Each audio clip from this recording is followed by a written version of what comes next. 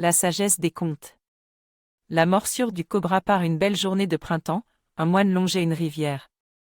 Soudain, il entendit un coassement énorme, provenant d'une gerbe de roseaux. Il s'approcha et vit qu'un crapaud était à l'origine de ce vacarme.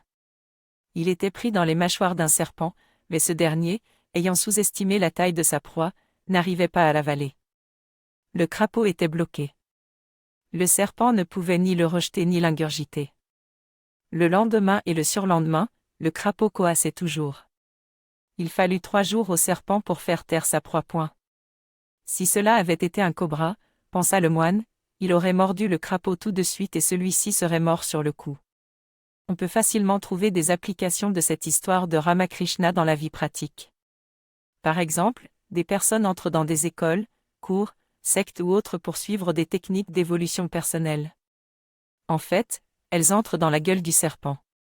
Celui-ci les retient pendant des mois et même des années sans jamais leur donner le coup qui va les transformer. Ces mêmes personnes peuvent parfois faire le travail avec un cobra qui leur porte un seul coup et les aide à accomplir leur prise de conscience immédiatement. Nous-mêmes, de temps à autre, il nous arrive de jouer les crapauds. Nous nous disons, dois-je ou non arrêter de voir cette personne ? Chaque fois que je la rencontre, je passe un mauvais moment et je le vis mal. Ou, mon travail ne me correspond pas. Est-ce que j'en cherche un autre ou non ? Ou, je vis dans une maison que je n'aime pas. Ou, je mène une vie que je n'aime pas. Au lieu d'être comme un crapaud prisonnier dans la gueule d'un serpent et au lieu de ne pas prendre de décision, il faut tout de suite devenir cobra et se dire, le changement, je le fais tout de suite, ici et maintenant. Je fume trop. J'arrête tout de suite.